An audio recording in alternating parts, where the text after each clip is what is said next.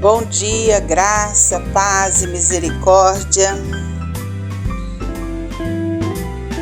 No projeto Vem Ler a Bíblia Comigo, estamos em Jeremias, no capítulo 28, que vai mostrar pra gente algo bem interessante, a luta de Jeremias com o falso profeta Ananias. Diz o texto: no mesmo ano, no princípio do reinado de Zedequias, rei de Judá, isto é, no ano 4º, no 5º mês, Ananias, filho de Azur e profeta de Gibeão, me falou na casa do Senhor, na presença dos sacerdotes e de todo o povo, dizendo... Preste atenção, gente, tinha muita gente ouvindo ele, tá?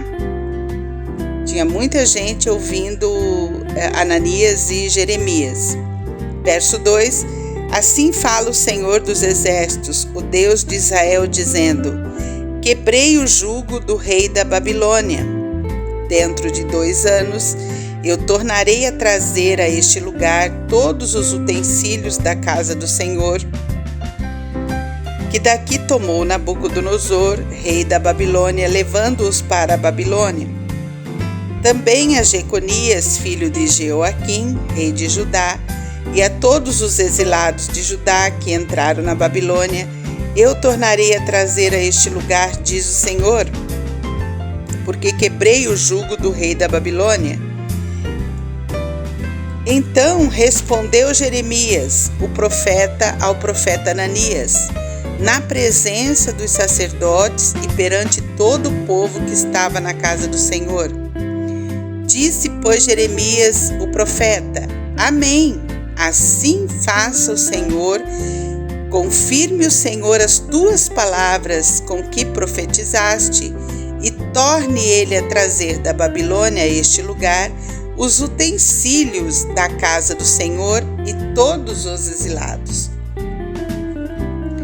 Ananias, queridos, era um falso profeta, e aí numa dramática, apresentação, numa tentativa dramática de fazer com que a palavra de Jeremias caísse por terra, ele, logo à frente no texto, nós vamos ver que ele quebra o jugo que Deus havia mandado Jeremias usar,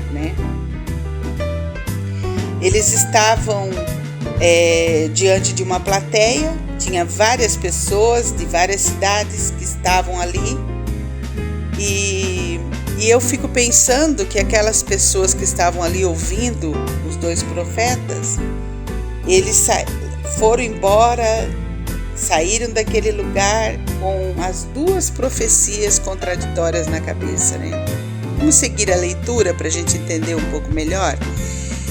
Mas ouve agora, verso 7, esta palavra que eu falo, diz Jeremias, a ti e a todo o povo, para que ouçais. Os profetas que houve antes de mim e antes de ti, desde a antiguidade, profetizaram guerra, mal, peste contra muitas terras e grandes reinos. O profeta que profetizar paz, só ao cumprir-se a sua palavra, será conhecido como profeta, de fato, enviado do Senhor.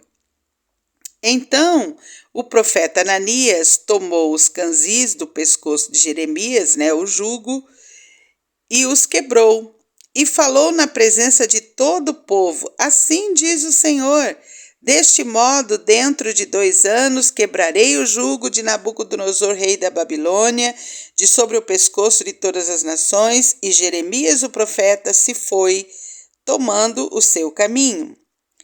Verso 12, mas depois que Ananias, o profeta, quebrou os canzis de sobre o pescoço do profeta Jeremias, veio a Jeremias a palavra do Senhor, dizendo: Vai e fala a Ananias, dizendo: Assim diz o Senhor, canzis de madeiras quebraste, mas em vez deles farei canzis de ferro. Porque assim diz o Senhor dos Exércitos, o Deus de Israel: Jugo de ferro pus sobre o pescoço de todas estas nações para servirem a Nabucodonosor, o rei da Babilônia, e o servirão. Também lhe dei os animais do campo. Disse Jeremias, o profeta, ao profeta Ananias: Ouve agora, Ananias, o Senhor não te enviou, mas tu fizeste que este povo confiasse em mentiras. Pelo que assim diz o Senhor: eis que te lançarei de sobre a face da terra. Morrerás este ano, porque pregaste rebeldia contra o Senhor. Morreu, pois, o profeta Ananias no mesmo ano, no 7º mês. Então veja bem, queridos, diante dos dois profetas, uma grande multidão que sai atordoada com duas falas, duas direções. Uma direção, a direção de Ananias, era falsa, que os levaria para a morte, dava uma falsa esperança, falava de paz, falava de que os que já tinham sido exilados voltariam, que todos os símbolos da casa do Senhor estariam de volta.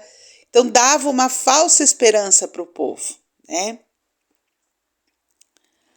Uma vinha diretamente da boca de Deus, a de Jeremias. A outra vinha da boca de Satanás. A que vinha da boca de Ananias trazia essa falsa esperança, na tentativa de enganar o povo e que o povo continuasse, então, na rebeldia, na rebelião contra Deus. Ananias, ele era o profeta do Partido Nacionalista e durante todo o ministério de Jeremias, ele foi, podemos dizer que uma pedra no sapato de Jeremias, né? Então, Ananias, ele morre 2 meses depois da predição da sua profecia. A profecia dele não se cumpriu, e aí a gente tem uma palavra de Deus lá no livro de Deuteronômios, né? Que a gente precisa se atentar e aprender, né? Deuteronômio, no capítulo 18, verso 20, diz que: mas o profeta que tiver a arrogância de falar em meu nome alguma palavra que eu não tenha mandado falar, ou que falar em nome de outros deuses, este morrerá. Então, essa palavra aqui de Deuteronômio se cumpriu na vida de Ananias. Ele falou algo que Deus não havia falado para o povo, enganando o povo, e a palavra dele não se cumpriu. É provável também que Ananias era leal, né, ao rei Jeconias. Por isso ele estava forjando profecias na tentativa de animar o governador que governava Jerusalém naquela época, né? O coração do homem é terra que ninguém anda. A gente não vai conseguir entender por que Ananias se levanta para falar em nome de Deus algo que Deus não mandou falar. E isso aí é uma grande lição para nós, né? É o 3º mandamento do Decálogo, que diz que a gente não deve tomar o nome de Deus em vão. E tomar o nome de Deus em vão é falar em nome de Deus em vão. É dizer que Deus está falando quando Deus não está falando, e lembrar que há uma profecia de morte da palavra de Deus. Quem fala em nome de Deus e não se cumpre, né, tem a morte pela frente. Por que então que Jeremias, ele diz amém, né? Ali no versículo 6, Jeremias disse amém àquela profecia, né? Por que Jeremias disse amém à profecia falsa de Ananias? Porque Jeremias amava o seu povo, ele amava Jerusalém. E mesmo sabendo que ele estava ouvindo uma falsa profecia, porque ele sabia o que Deus havia falado para ele conhecia o destino do povo, ele sabia que o povo ia ficar cativo, exilado durante 70 anos, que aquilo ali que Ananias estava falando não era verdadeiro, mas mesmo assim ele expressa o desejo profundo do seu coração. O desejo profundo do seu coração, quando ele diz amém, era que aquilo ali realmente acontecesse, que o exílio terminasse, que os utensílios da casa do Senhor, do templo, retornassem para Jerusalém. Era o desejo sincero do seu coração. E aí eu quero trazer para mim e para nós que na vida, às vezes, pelo bem de todos, é preciso dizer amém. Mesmo sabendo que diante de nós está uma falsa esperança, e mesmo sabendo que não dará em nada aquela falsa esperança, mas pelo bem da nossa saúde mental, da nossa saúde emocional, por vezes é preciso recuar e assistir o agir de Deus. Então, na vida, queridos, às vezes é preciso dizer amém a falsas esperanças. Foi o que Jeremias fez. Ele expressou o que estava no profundo do coração dele. Era um desejo verdadeiro de que tudo ficasse bem. Mas ele sabia que não ia acontecer, né? Porém, mesmo diante desse amém, ele não desiste do povo, né? Num primeiro momento, ele ouve o que Ananias está falando e dá as costas, ele volta para trás. Ele diz, que bom, tomara que isso aconteça, tá bom, vamos embora. Mas aí Deus vem para ele, né? Deus vem para ele lá no verso 13 e manda ele voltar, né? Vai e fala a Ananias dizendo, né? Então Deus não permitiu que aquela falsa esperança permanecesse sobre o povo e manda Jeremias voltar lá para dizer a verdade para o povo, né? E ele então volta lá para dizer a verdade, para falar para o povo que aquilo que estava sendo falado era falso, que não vinha de Deus, porque não iria ajudar o povo àquela falsa esperança. Então Jeremias vai, confronta e entrega a palavra do Senhor, né? Entrega o juízo de Deus sobre a vida de Ananias, né? E decreta, né? Quando Deus decreta a morte de Ananias, porque Ananias estava dando uma falsa esperança para o povo, né? E aí eu também tenho uma outra coisa que eu quero lembrar, né? Deus pede para Jeremias usar um jugo para dramatizar, para mostrar para o povo, para que o povo visse, aprendesse com a dramatização o que era para eles fazer. Era para eles se submeterem à governança de Nabucodonosor, do rei da Babilônia. Tá? E aí agora vem Ananias, o falso profeta, tira o jugo na dramatização, quebra, né? E aí, e sempre tudo que acontece tem um algo por trás. A gente vê no capítulo 28 que havia ainda uma esperança de Deus. Deus não havia desistido do povo. A dramatização mostra isso, que Deus não havia desistido do povo. O interesse de Deus era que o povo se arrependesse dos seus maus caminhos e voltasse para o Senhor. Por isso ele faz o profeta andar pelas ruas da cidade com aquele jugo, por isso ele permite que Ananias venha e quebra o jugo, e daí ele então coloca um juízo maior, dizendo que se o povo não se arrependesse dos seus maus caminhos, o jugo seria um jugo de ferro. E foi, né, um jugo de ferro, porque o povo ficou exilado na Babilônia durante 70 anos, fora da sua terra, longe e vivendo um tempo especial que Deus havia preparado para eles. Mesmo no exílio, eles tiveram momentos de cuidado e proteção de Deus. Então vamos orar. Querido e amado Deus, nós queremos nos colocar, Pai, nessa manhã diante da Tua presença.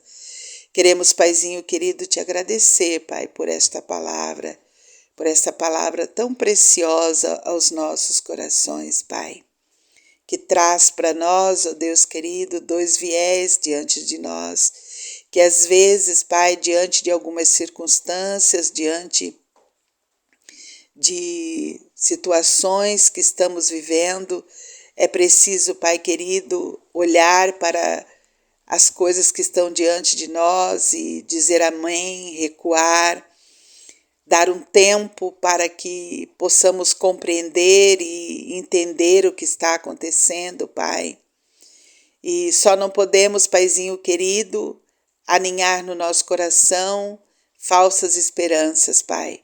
Porque as falsas esperanças, elas é um caminho de morte, é um caminho de destruição. Ó Pai querido, devemos mesmo colocar o nosso olhar em Ti, porque o Senhor, ó Pai querido, é aquele que nos dá esperança, nos traz amor, nos traz graça, nos traz cuidado, nos traz proteção. Mesmo diante de um quadro difícil, assim como foi ali com o povo de Judá, Deus, mesmo exilado durante 70 anos, ainda assim o Senhor trouxe para eles, Pai, prosperidade, trouxe para eles cuidado, trouxe para eles proteção lá no exílio, Pai. O Senhor não os abandonou no exílio. Então, Senhor Deus, que o Senhor possa também, Pai querido, avivar no nosso coração a verdadeira esperança de que não importa a situação, não importa a circunstância, não importa o problema, não importa a tribulação, não importa a luta que estejamos vivendo, Pai. O Senhor é conosco para nos cuidar, para nos proteger, para nos consolar, para confortar, ó Pai querido, nosso coração. Pai, só não permita que vivamos, ó Deus querido, sobre falsas esperanças, Pai. Que possamos viver na verdade, na luz da Tua palavra, que é a verdade, Pai. Nos ajuda a andar no crivo dela, nos ajuda a sermos norteados e dirigidos pela Tua palavra, Pai. Pai, quero te pedir por esta pessoa que me ouve, por sua família, Pai, por tudo aquilo, Pai querido, que ela tem te apresentado nessa hora, neste momento, quando ela me ouvir, na hora que ela me ouvir, que o Senhor possa tocar no seu coração, Pai. Que o Senhor possa trazer para ela, Deus, esperança verdadeira. Que o Teu Santo Espírito possa convencê-la do pecado, da justiça, do juízo, porque é uma tarefa do Santo Espírito que nos convence, Pai, que nos ajuda a enxergar aquilo que é real, aquilo que é verdadeiro, aquilo que é luz para as nossas vidas, Pai. Então vem com Tua boa mão, Senhor, sobre esta vida preciosa, vem com Tua boa mão sobre sua família, sobre tudo aquilo que diz respeito, Pai querido, a essa pessoa, que o Senhor possa trazer, Pai querido, o Teu consolo, o Teu refrigério, o Teu perdão. Pai querido, que possamos receber de Ti o perdão, ó Pai. Nos ajuda, Deus querido, a entender a hora e o momento de recuar. Nos ajuda, Pai querido, a entender a hora e o momento de seguir em frente, de retornar, de olhar para frente. Pai, que possamos estar norteados pela Tua palavra. Nos abençoa, Pai, com direção. Nos abençoa, Pai, com refrigério. Nos abençoa, Pai, com libertação. Nos abençoa, Pai, com verdade preciosa da Tua palavra. Pai, nos transforma, Pai, nos transforma a Tua imagem e semelhança, nos transforma e nos ajuda, Pai, a sermos um ser humano melhor no dia de hoje, que possamos ser melhor no dia de hoje, Pai. Nos ajuda, Paizinho querido, a estarmos fundamentados na Tua palavra, a estarmos fundamentados, ó Deus, na Tua vontade, porque a Tua vontade, Pai, ela é boa, perfeita e agradável. Nós oramos assim na autoridade do nome de Jesus. Amém. Tenha um dia abençoado, em nome de Jesus, e até amanhã, se Deus nos permitir. Aproveita para compartilhar com alguém essa mensagem, aproveita para comentar, aproveita aí para ajudar, né? Que você possa nos ajudar para que essa mensagem chegue cada vez mais longe. Então, novamente, até amanhã, se Deus nos permitir.